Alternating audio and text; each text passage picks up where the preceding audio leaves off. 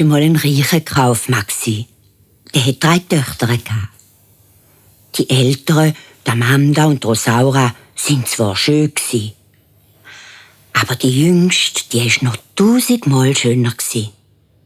Und darum haben ihr die Leute nur 1000 schön gesagt. Das hat die beiden Eltern furchtbar gefuchst. Sie sind ganz neidisch und böse. Das 1000 schön hätten anderen Leuten geholfen, wo sie können.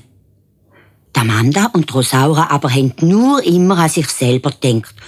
Den ganzen Tag sind sie vor dem Spiegel gehockt, haben ihre samtigen und seidigen Kleider anprobiert und überhaupt so tun, wie wenn sie Prinzessinnen wären. Der Vater war zwar stolz auf seine schönen Mädchen, aber hat manchmal im Stillen geseufzt. Oh je.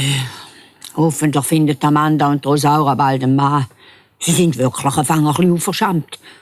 Und wenn nicht bald einmal meine 3 Schiffe aus Indien zurückkommen, weiss ich nicht mehr, wie ich alles zahlen soll, was die immer brauchen. Ja, der gute Vater. So einfach war das nicht. Es sind zwar schon hier und da junge Männer gekommen und haben Amanda und Rosaura heiraten.